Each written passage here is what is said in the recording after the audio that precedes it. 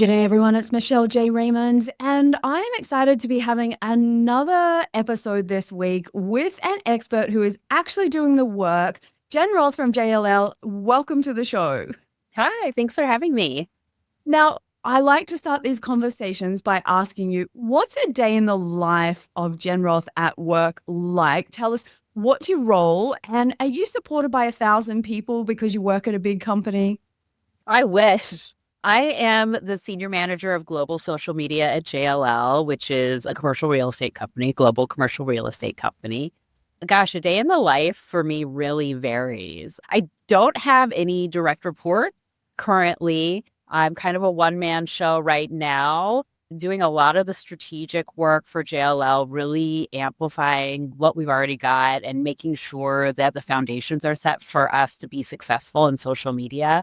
While I work alone, I do have a lot of people that are available to support me. I have a great manager. I have great people that I collaborate with. We have an entire team in India and Costa Rica who are there to support us with community management and additional tasks as needed, and a lot of governance work and some strategic work as well. Great people to work with, but I am a team of one.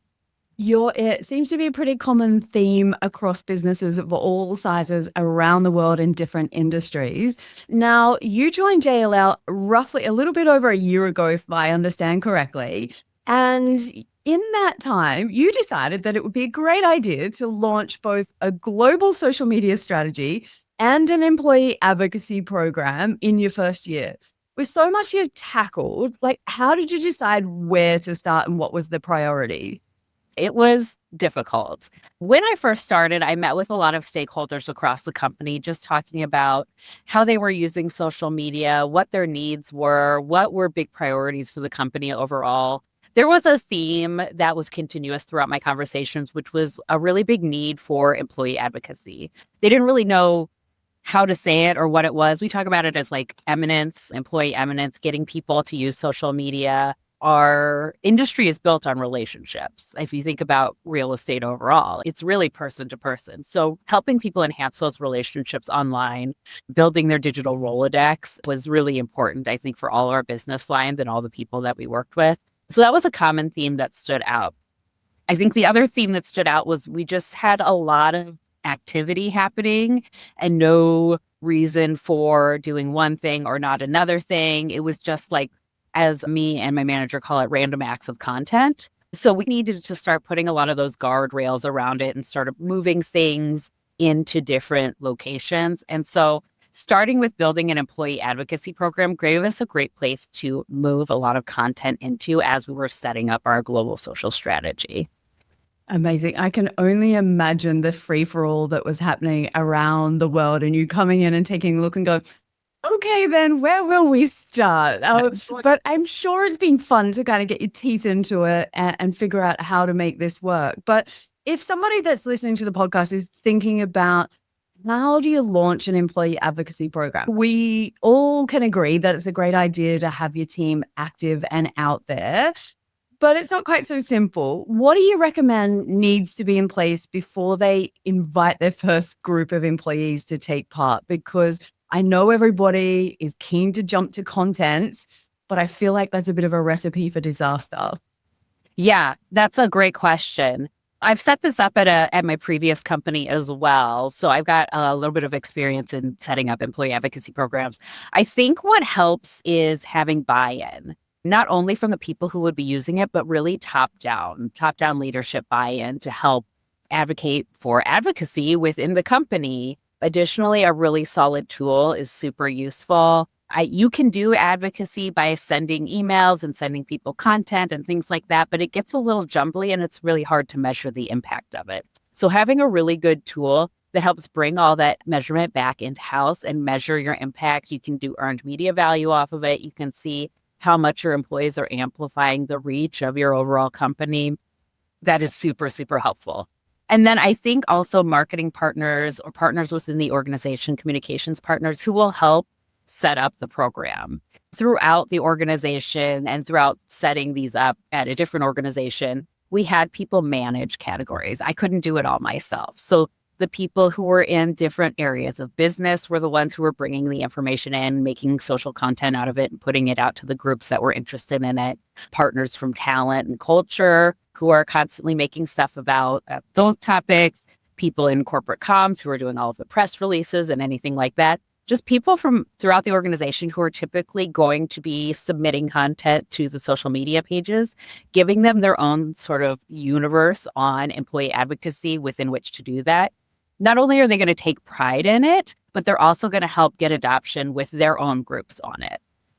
Do you find if the leaders aren't involved, it's a bit of a do as I say, not as I do, and that creates friction in the programs that you've managed? Yeah, you kind of hit a wall with internal comms and getting adoption of it. I think overall, a lot of people where I work now and where I had worked previously are definitely interested in it. And it's just a little bit of a culture shift in terms of like thinking of like different places to put things. With the global social media strategy, what we're doing is we're really trying to build the ecosystem at JLL. So not just focusing on like our LinkedIn page, and that's like the only place to put things. We have some other category LinkedIn pages. We have some geographic LinkedIn pages that we can use. We have employee advocacy. We have our C-suite folks. We have subject matter experts that we can leverage. Trying to get all that stuff to work together to be the expert in its own way and then have them all engage with each other is really like part of the whole. So employee advocacy is a huge, huge part of it. But how we get it all to sort of interact with each other is kind of the challenge. That's where the magic happens. So is there a lot of, I don't know, which way do you get people involved more? Is it thou shalt go and do this? Is it, do you have some kind of incentives that attract them to it? Is it you start small and hope that people love it so much that they're telling other colleagues about it? Like, how do you get people want to be a part of this from both sides, the employees that are actually going to be active and also those colleagues that you said, I'm going to need your help. You're a team of one. It's not just going to happen by magic. What's the best way to get them on board? Because not everybody loves social like we do. And I don't need everybody to show, to be honest. The people who want to do it, I want to give them the tools with which to do it. The people who are not interested, like, fine. If whatever you're doing is working for you, I'm not here to force you, but I want to provide you the tools and the best resources in order to do it if it's something you want to do. I've had a lot of different ways of driving success. At a previous company, we did use a lot of incentivizing.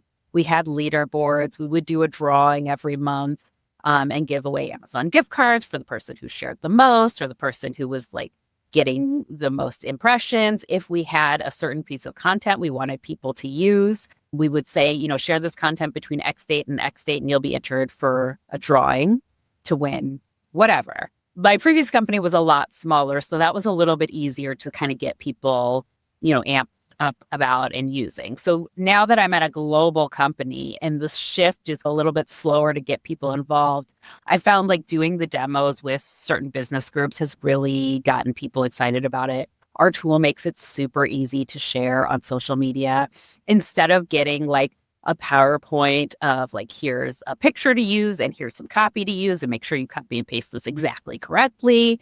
And don't forget your LinkedIn login. At some point, it just becomes the barrier is too high to overcome.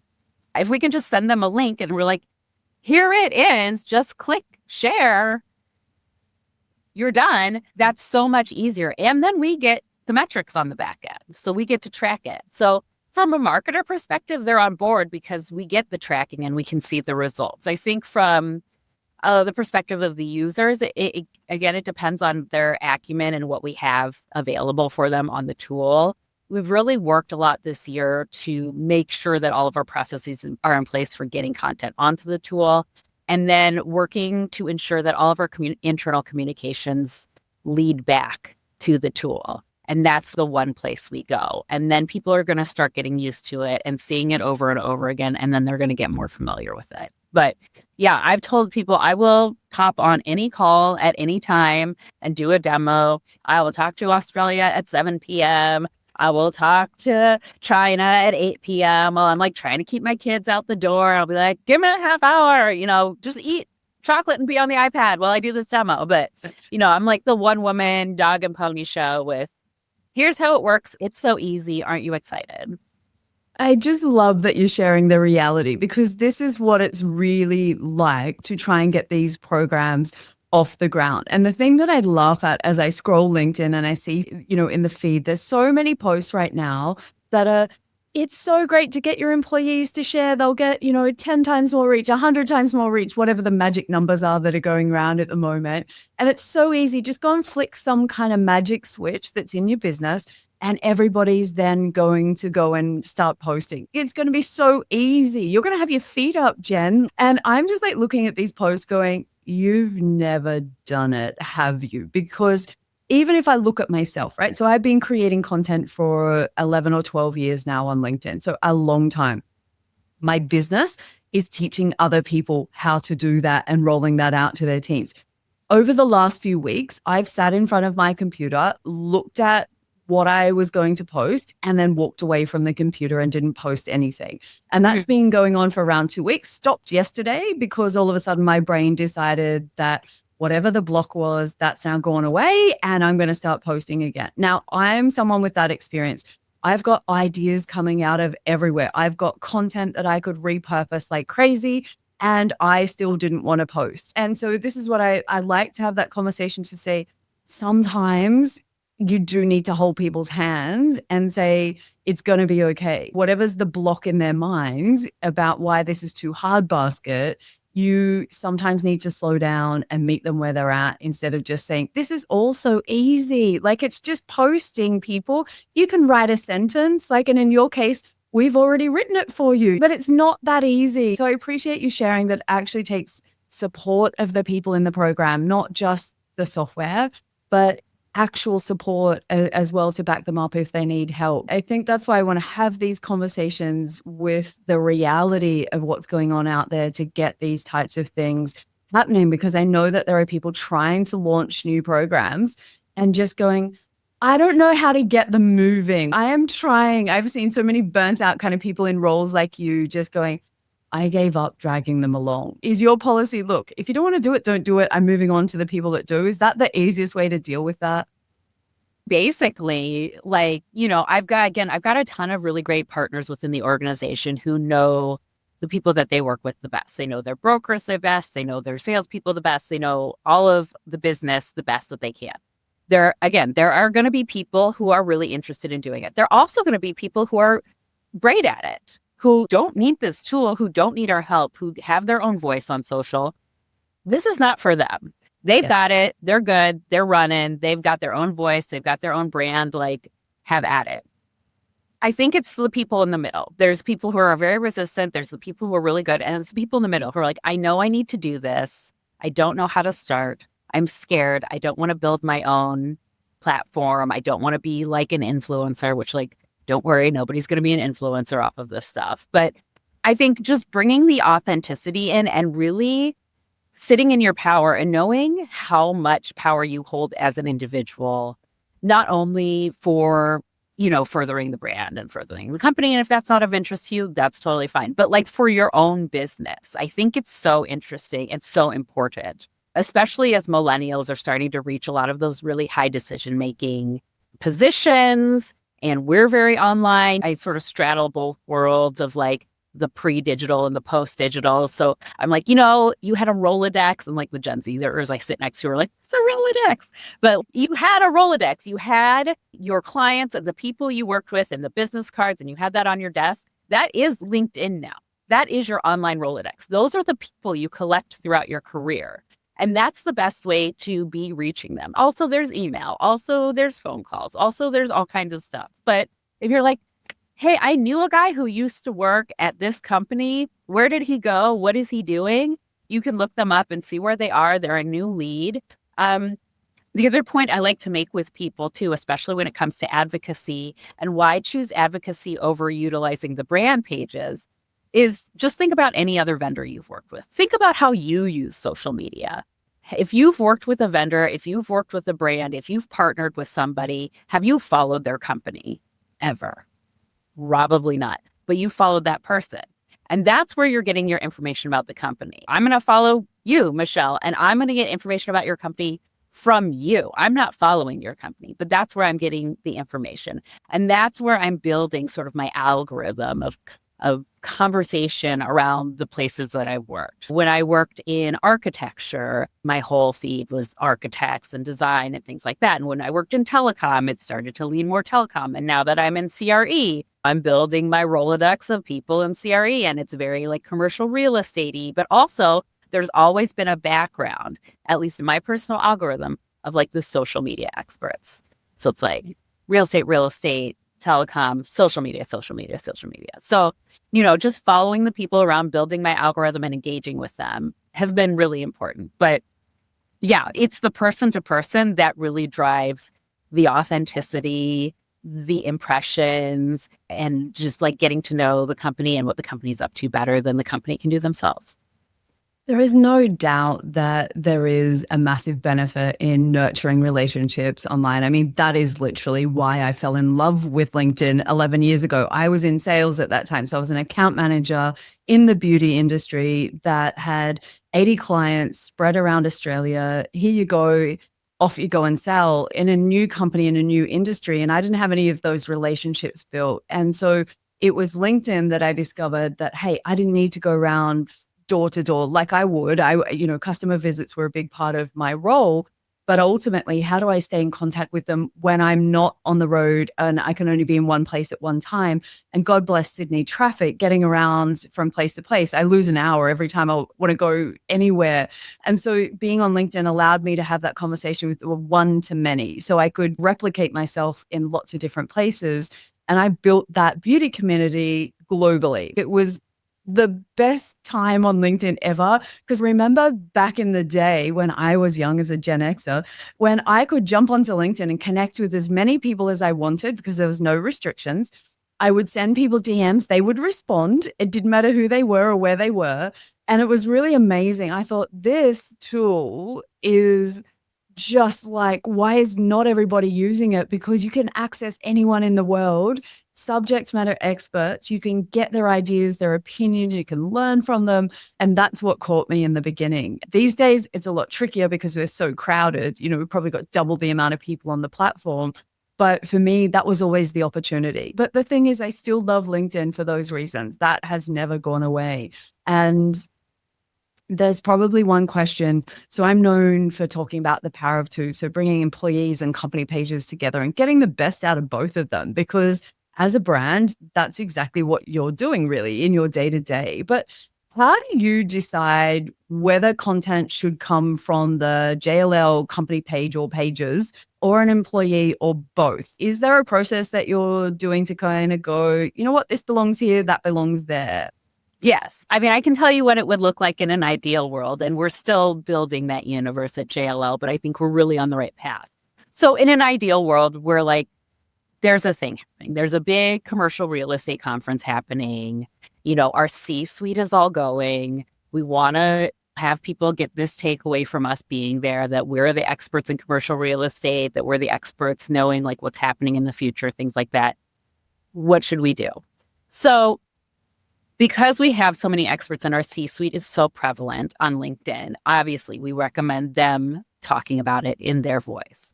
And then what JLL as a company can do is then reshare their content to our page. Let them be the voice, but reshare with our own point of view. Look at our CEO who went and did this thing, and he really speaks to what we believe here at JLL.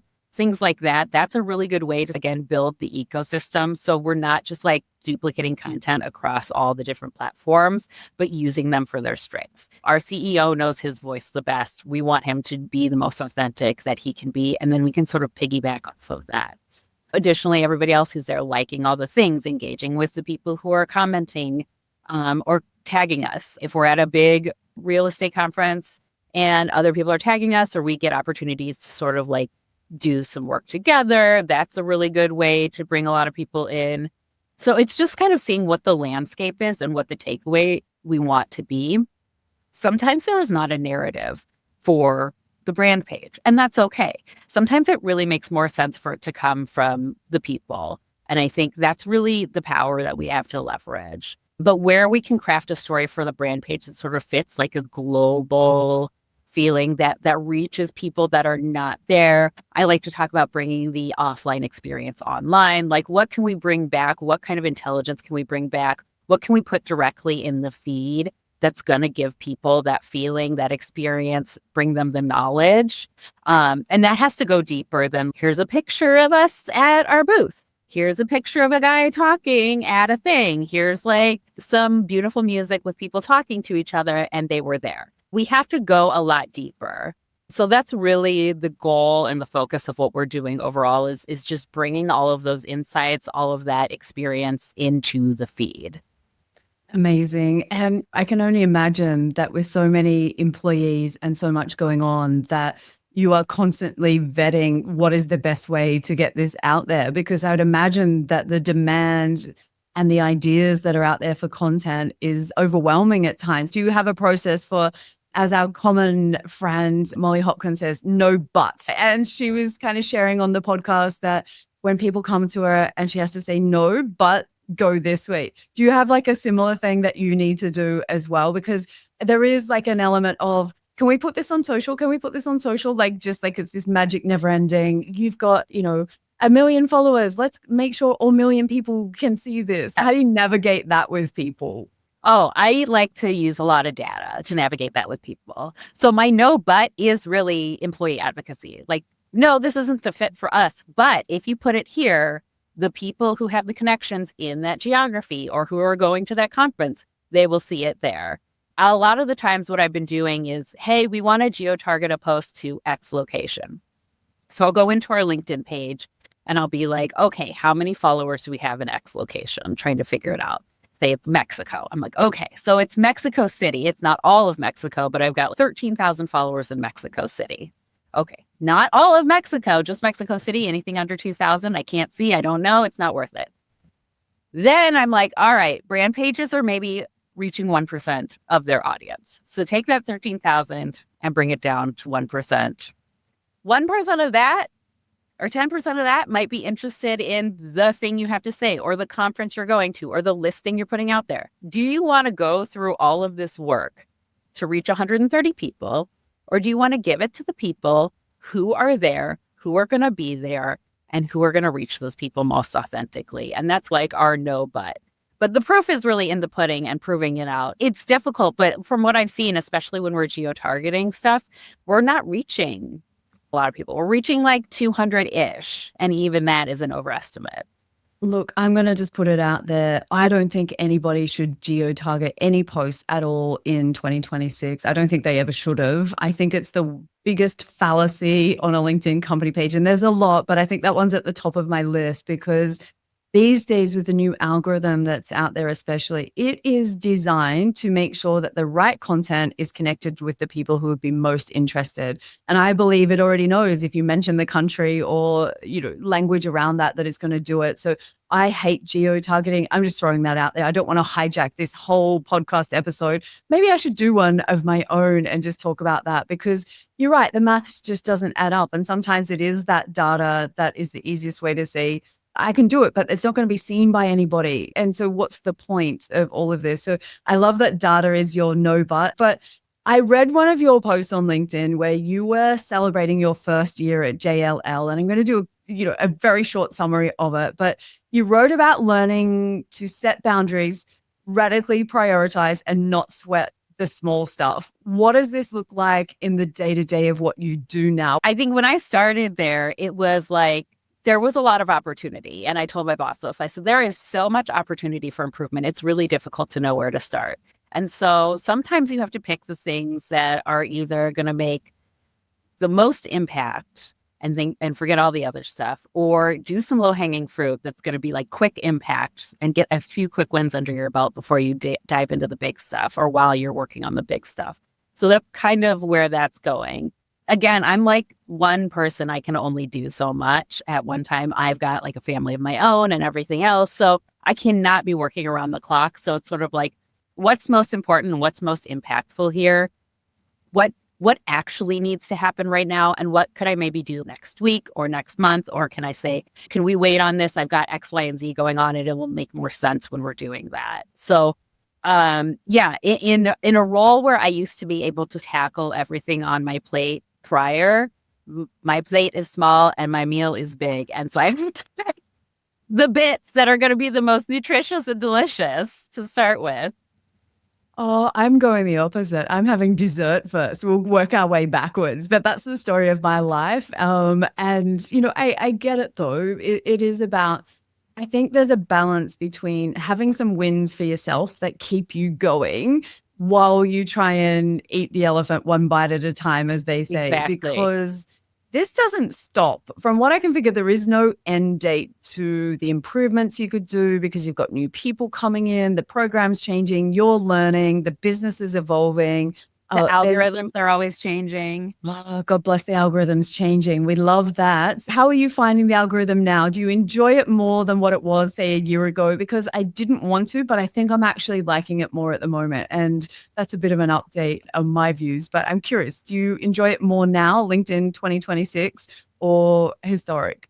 I will tell you, never in my life have I spent so much time on LinkedIn as I have in this job. This is my first B2B position. So I've been spending way more time on LinkedIn than I literally ever have in my life. And like you mentioned, Molly, before, that's kind of where Molly entered the chat. We had a mutual who commented on one of her posts, and I was like, this girl is me. And then I commented on the post and I said, I think we're the same person. And then she struck up a conversation with me.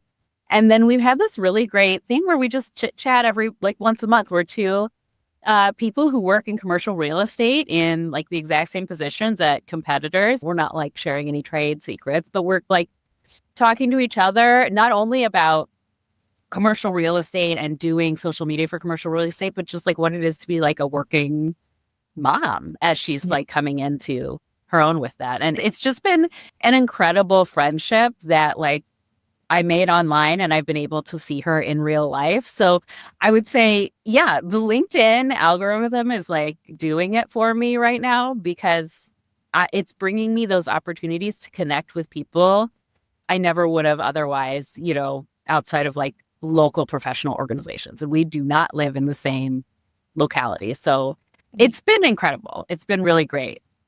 I think it is too. And I mean, you wouldn't be here if the algorithm hadn't changed, because now it shows me posts that are talking about company pages.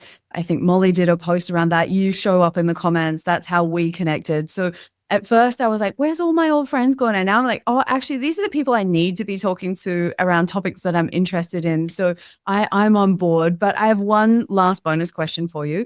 If the LinkedIn fairies were listening to this podcast and you had the opportunity to ask for one new feature that is not, you can't have reach, right? Because that's, no fairy can deliver that right now. But what would you ask the LinkedIn fairies for? I want to know how many of our followers work for our company or have worked for our company. That's what I need to know.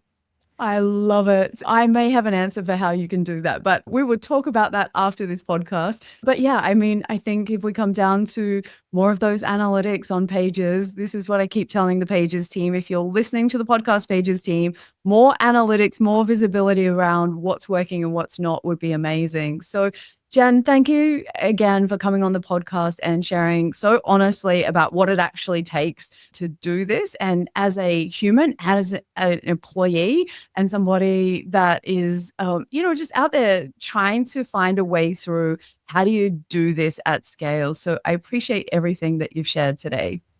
Thank you so much for having me. This is so delightful. Amazing. Do make sure that you're subscribed to the podcast. And if we're not connected on LinkedIn, I'm going to put the details for how you can connect with me and Jen in the show notes. So make sure you give her a follow and let her know that you listen to the podcast. That would be amazing. So until next week, cheers.